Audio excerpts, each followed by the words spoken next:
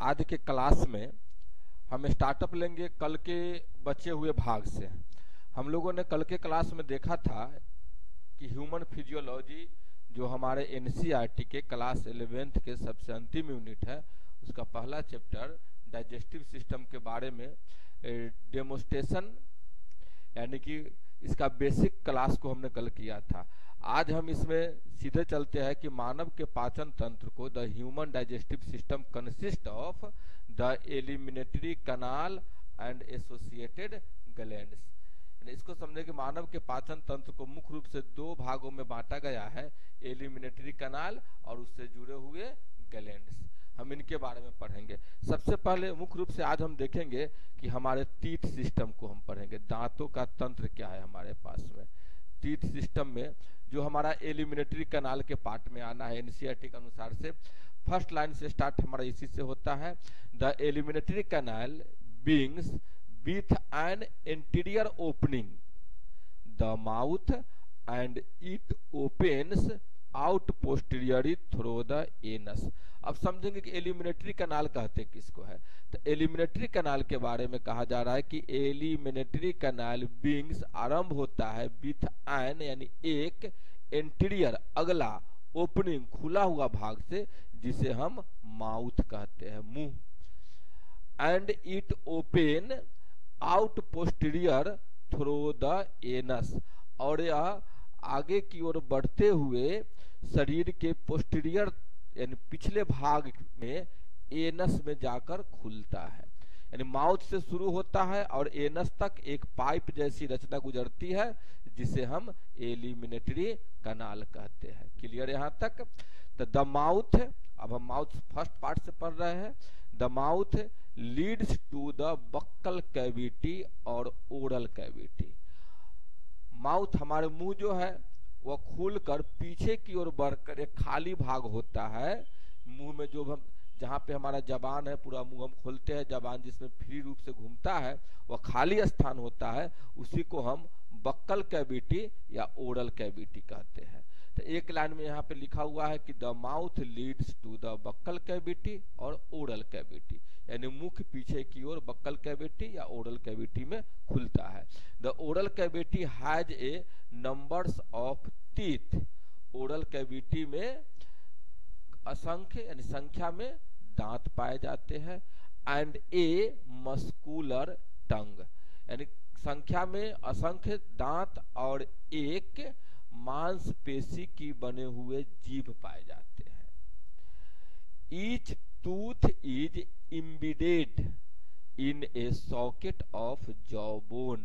तो प्रत्येक दांत यानी ईच टीथ इज इम्बेडेड यानी स्थापित होता है। कहां पे स्थापित होता है? तो इन ए सॉकेट ऑफ जॉ बोन। चलिए नीचे हम 16.2 फिगर को देखते हैं। एनसीईआरटी का बुक का फिगर हमारे सामने है। ये हमारा नीचे देख रहे हैं, ये बोन हड्डियों का बना हुआ एक जबड़ा है, जिसको अंग्रेजी में हम बोलते हैं जॉ बोन। जॉ बोन यानी हड्डियों का बना हुआ जबड़ा, और इसमें एक छिद्र है जिस छिद्र में दांत सेट रहते हैं। तो इस छिद्र को बोला गया है सॉकेट ऑफ जॉ, यानी जबड़ा का सॉकेट जिसमें दांत को फिट रखना पड़ता है। तो each tooth is embedded in A socket of A bone, jaw bone. तो प्रत्येक दांत जो है जॉ बोन के सॉकेट में फिट होता है। जो कि हम देख रहे हैं, हम अपने जबड़ा के आधे भाग में देख रहे हैं कि दांत फिट है, आधे भाग में दांत को उखाड़ा गया है, और ये सभी दांत जो है इसमें फिट होते हैं। तो this type of attachment is called thecodont. तो इस प्रकार के दांतों की व्यवस्था वाले जीव को थिकोडोंट यानी गर्त दंती कहते हैं। नाम से स्पष्ट होता है कि जॉ में जबड़ा में दांत गड़ा हुआ है, इसलिए इसको हम गर्त दंती बोल दिए। तो यह लाइन हमारा यहाँ तक लगभग मुझे पता है कि आप लोगों को क्लियर हो गया होगा। नेक्स्ट लाइन पे चलते हैं। Majority of mammals including human being from 2 set of teeth during their life. यानी मुख्य रूप से स्तनीय प्राणी, मेमेलस स्तनियों को बोलते हैं, जिसमें ह्यूमन मानव भी शामिल है। बीइंग उनके पास 2 सेट ऑफ टीथ यानी दो दांतों के सेट समूह पाए जाते हैं ड्यूरिंग देयर लाइफ। उनके जीवन में दांतों के दो समूह पाए जाते हैं।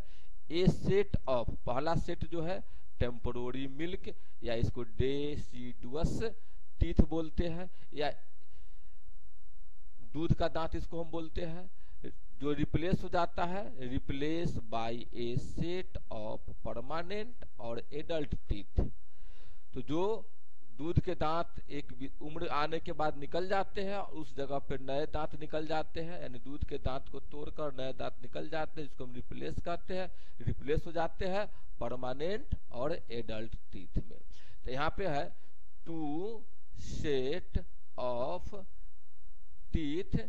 तो टू सेट ऑफ टीथ में पहला सेट जो हमारा हो जाएगा उसको मिल्क टीथ बोल देंगे, दूध का दांत आसान शब्दों में, और दूसरा जो हो जाएगा उसको हम ये परमानेंट या एडल्ट परमानेंट टीथ या एडल्ट टीथ बोलेंगे। वयस्क के दांत इस जगह टूट जाएगा तो फिर दोबारा नहीं जाएगा, दूध के दांत टूट जाते हैं तो फिर उस जगह पे नए दांत निकल आते हैं।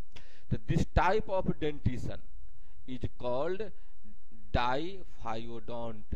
तो इस प्रकार के व्यवस्था को, इस प्रकार के दांत, जब किसी व्यक्ति के जीवन में दो बार दांत आते हैं, एक दूध के दांत एक परमानेंट दांत, तो ऐसे जीवों को डाइफायोडोंट यानी द्विबार दंती कहा जाता है। क्लियर हमारा यहाँ पे है। An adult human has 32 permanent teeth. एक वयस्क मनुष्य के पास 32 परमानेंट टीथ पाए जाते हैं, which are of 4 different type. तो 32 दांत है वह चार प्रकार के होते हैं। हिट्रोडोंट डेंटिशियन, 32 दांत हमारे 4 प्रकार के होते हैं, इसलिए इनको हिट्रोडोंट डेंटिशियन कहा जाता है।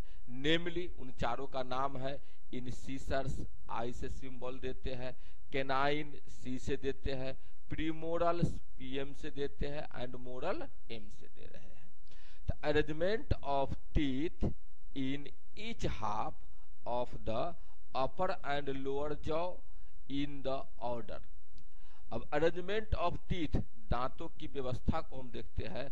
तो ईच हाफ, प्रत्येक का आधा, ये देख रहे हैं, प्रत्येक का आधा, of the upper and lower jaw, ऊपर वाले और नीचे वाले जॉ में प्रत्येक के आधा को एक ऑर्डर से हम सजाते हैं। आई सी पी एम और M. I for incisor, C for canine, P M for premolars और M for molars is represent by a dental formula which in human is 2123 by 2123। अब देखिए डेंटल फार्मूला जो है हमारे, dental formula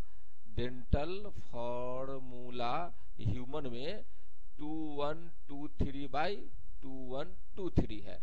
अब इसको समझेंगे हम कि एक जबड़ा को, नीचे वाले जबड़ा और ऊपर वाले जबड़ा, तो नीचे वाले जबड़ा को हम बीचे बीच यहाँ से कट कर दिए हैं, और बीचे बीच कटने के बाद यहाँ बीचों बीच कट कर दिए तो यहाँ बाई का चिन्ह खींच दिए है। अब हमारा ऑर्डर क्या है, तो आई सी पी एम और एम। अब देखिए आई इनसिसर, तो इनसिसर से कितना दांत है, तो 2 दांत है, तो इनसिसर हमारे कितना पाए जाते हैं, तो यहाँ 2 लिख दिए। सी, एक तरफ केनाइन कितना है, तो 1 है, तो वो 1 डाल दिए। पीएम मान प्रीमोरल 2 दांत है, तो यहाँ पे 2 दे दिए, और मोरल 3 दांत है, तो 3 दे दिए। अब हम गिनती करेंगे हाफ सेट में, 2 है 1 3, 2 5 और 3 8। जौ के आधे सेट में 8 पाए जाते हैं, और फिर इधर भी गिनेंगे तो आधे सेट में 8 पाए जाते हैं। तो इस प्रकार हम देखते हैं कि एक जबड़ा लोअर जौ हो और अपर जौ है, तो लोअर जौ में भी 8 8 16 और अपर जौ में भी 8 8 16, तो कुल हमारा दांतों की संख्या 32 हो गई है। तो डेंटल फार्मूला जो है हमारा 2123 बाई 2123, इसी को हम जानते हैं। और कई बार इससे क्वेश्चन पूछा गया, सीधा क्वेश्चन पूछा गया है नीट में हमारा, वहां पे उस प्रकार के नीट के प्रश्नों को भी हम देखेंगे, डेंटिस्ट से संबंधित नीट के प्रश्नों को हम आगे देखेंगे अभी। उसके बाद हम देखते हैं एनाटोमी ऑफ टीथ, यानी दांतों के अंदर की संरचना का अध्ययन अब करते हैं। The hard chewing surface of the teeth made up of enamel. दांतों के बाहर जो कठोर चबाने वाला सतह होती है वह बना होता है एनामेल का, जो हेल्प करता है, help in the mastication of भोजन, जो भोजन को चबाने में हमारे मदद करता है।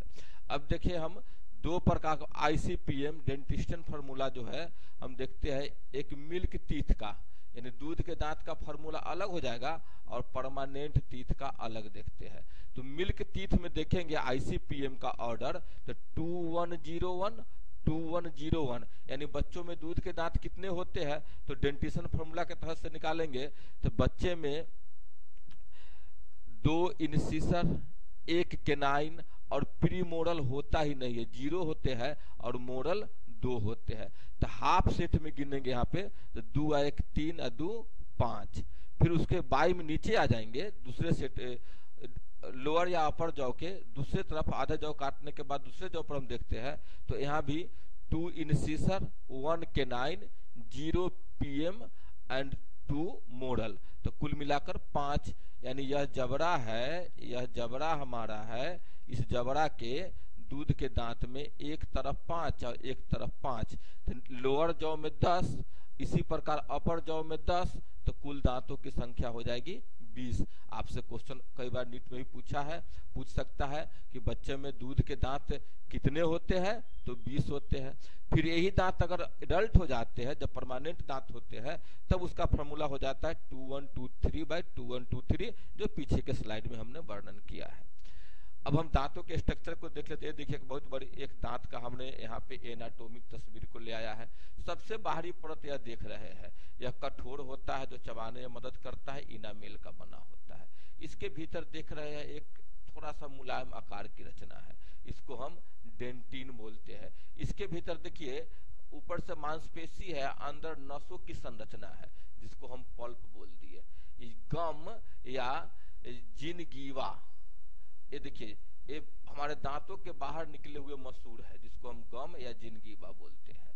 उसके बाद दांतों के बाहर हम देखते हैं सेमेंटेनम, यह दांतों की बाहर की रचना है जो दांत को मसूड़ के साथ फिट करने में मदद करता है। इसके अंदर देखिए ब्लड वेसल्स है हमारा। उसके बाद पीरिडोंटल लिगामेंट है जो दांत और जबड़ा को जोड़ने का, एक साथ जोड़ने का काम करता है। इस तरह से हमारा दांत का एनाटोमी होता है। अब हम देखते हैं दांतों को 2 भाग में बांटते हैं, एक मसूड़े से ऊपर का भाग जिसको क्राउन कहा जाता है और उसके नीचे का भाग को रूट कहा जाता है जो मसूड़ में धंसा होता है। चलिए हमारा अभी हमने ह्यूमन डाइजेस्टिव सिस्टम का एक थोड़ा सा पार्ट टीथ सिस्टम के बारे में पढ़ा है और टीथ सिस्टम को एनसीईआरटी के बुक में जो लिखा हुआ है उसी चीज को हमने पढ़ा है, आपको बतलाया है। और इससे संबंधित जो प्रश्न नीट के एग्जाम में पूछे गए हैं, अब हम लोग देखेंगे कि वो प्रश्न हमसे हल हो पाता है या नहीं हो पाता है। आपको मैं फिर से कह रहा हूं कि कहीं से भी किसी भी कॉम्पिटिटिव एग्जाम में, चाहे नीट का हो, इंजीनियरिंग का हो, आईसीआर हो, बीसीईसी हो, पैरामेडिकल हो, सब में जो भी बेस हमारा है वह एनसीईआरटी बुक है। तो एनसीईआरटी बुक को देखते हुए हमने अभी आपको एक छोटा सा टीथ सिस्टम के बारे में पढ़ाया। टीथ सिस्टम का जो भी थ्योरी था एनसीईआरटी के एक लाइन को आपको समझाया है और उससे पूछे हुए प्रश्न को हम देखते हैं। इस 3 नंबर प्रश्न को पहले समझेंगे जो नीट के 2018 के एग्जाम में पूछा गया है। इसमें है which of the following terms describes human dentition, यानी मानव डेंटिशन, ह्यूमन डेंटिशन से संबंध में निम्न में से कौन सा ऑप्शन जो है वह कथन सत्य है। सबसे पहला है थीकोडोंट, डाइफाइओडोंट और होमोडोंट। हम लोग पढ़े थे मानव में जबड़े के अंदर, ये जबड़ा है, जबड़ा बोन का बना हुआ है तो बोन जॉ है और बोन जॉ में सॉकेट है, इस सॉकेट में टीथ फिट है। तो इस प्रकार की व्यवस्था को बोन जॉ में जॉ का टीथ का सॉकेट है और सॉकेट में ये दांत हमारा जो है इसमें फिट है। तो इस प्रकार की व्यवस्था को थीकोडोंट कहते हैं, थीकोडोंट कहते हैं, एनसीईआरटी में स्पष्ट लिखा है। उसके बाद अधिकांशतः ममेलस, ह्यूमन टीथ सिस्टम से अधिकांशतः मैमेलस यानी स्तनीय प्राणी, उसमें ह्यूमन भी शामिल है, उसके जीवन में दांत जो है 2 बार आते हैं। एक मिल्क वाला टीथ आता है, एक मिल्क टीथ जो एक समय के बाद रिप्लेस हो जाते हैं एडल्ट टीथ में।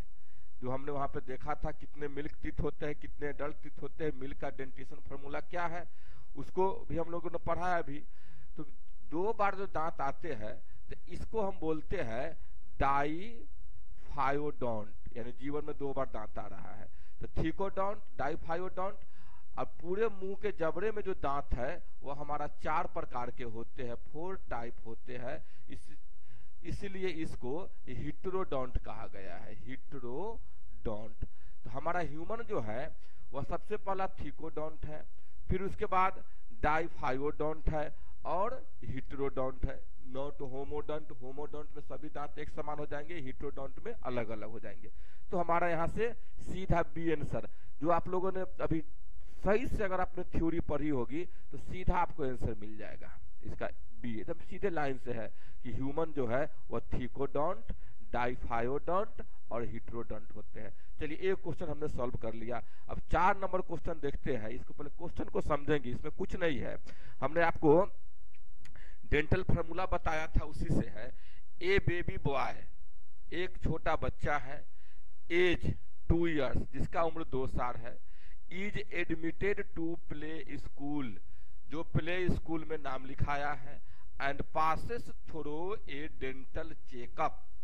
अब वह दांत के डॉक्टर के पास में जा रहा है डेंटल चेकअप के लिए। तो the dentist absorb that the body has 20 teeth.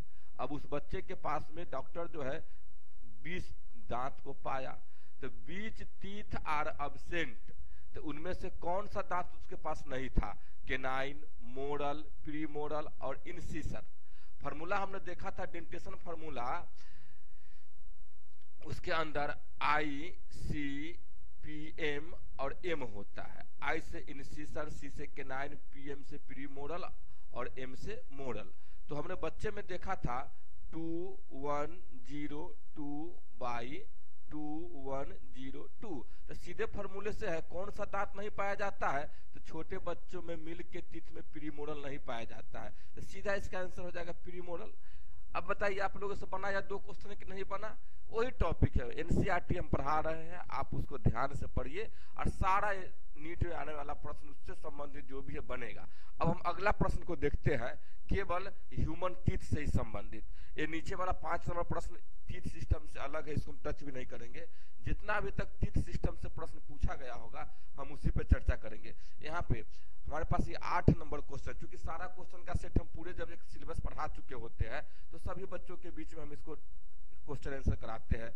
Topic खत्म होने के बाद प्रतिदिन का एक क्लास है, हम छोटा सा टीथ सिस्टम का वीडियो बना रहे हैं और उससे संबंधित क्वेश्चन को आपके बीच हल करना सिखला रहे हैं। अब देखिए कोई भी व्यक्ति हल कर सकते हैं। The primary dentition in human differ from permanent dentition is not have one of the following type of teeth. कहता है प्राइमरी डेंटिशन यानी प्राथमिक दांतों की व्यवस्था मानव में डिफर अलग होता है परमानेंट डेंटिशन से। यानी कुल मिला के कहिए तो वही बात कह रहा है कि मिल्क टीथ और एडल्ट टीथ में क्या अंतर होता है, क्या अंतर होता है। तो हम दोनों का फार्मूला से क्वेश्चन पूछेगा, दोनों में अंतर होता क्या है, तो लिखा है मोरल, इंसिसर, केनाइन और प्रीमोरल। हम देखेंगे आई, सी, पी, एम और एम। अब यहाँ पे 2 फार्मूला हम लोगों ने पढ़ा था।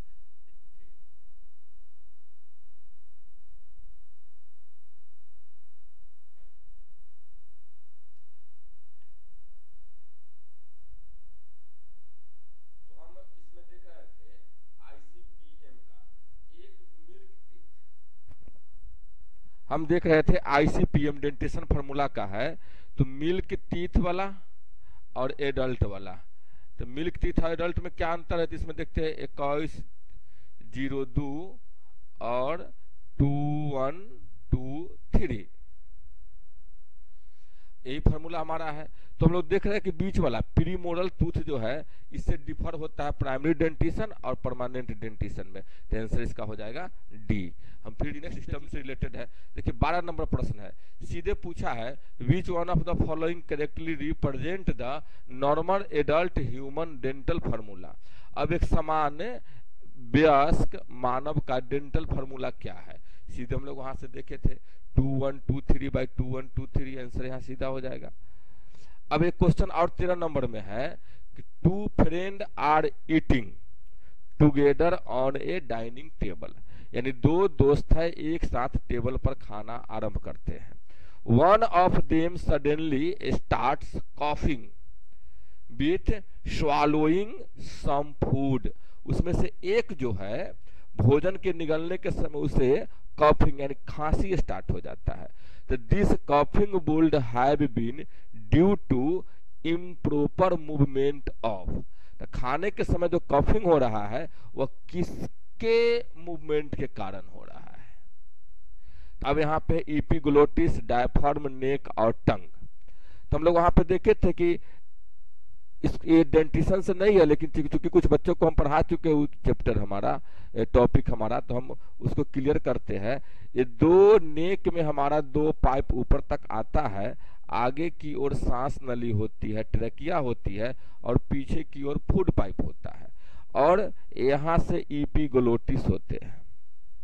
एपिग्लोटिस होते हैं जो भोजन को निगलते समय इस श्वास नली को ऊपर से एक ढक्कन का काम करते हैं ताकि भोजन इसमें प्रवेश न करके सीधे प्रवेश कर जाता है भोजन की नली यानी ओसोफेगस में, ओसोफेगस में, और ये हमारा ट्रैकिया है। दोनों दोस्त टेबल पर खा रहे हैं, खाते समय किसी कारणवश उनका कुछ भोजन का कण अगर सांस नली के आसपास चला जाता है, इसके ऊपर चला जाता है, तो उसे कफ स्टार्ट हो जाती है। तो किसके इम्प्रॉपर मूवमेंट के कारण, तो एपिग्लोटिस जो है इम्प्रॉपर मूवमेंट नहीं कर पाया, इसको ढक्कन नहीं लगा पाया, तो यहाँ तक कुछ अन्न का कण चला आया, इसलिए उसे खांसी हो गई। तो इसका आंसर हो जाएगा 13 का ए। तो चलिए आज के दिन में हम लोगों ने ह्यूमन डेंटिस्ट सिस्टम को देखा और उससे संबंधित प्रश्न जो एनसीईआरटी नीट एग्जाम में, मेडिकल के एग्जाम में पूछा गया था, उसको हमने हल किया।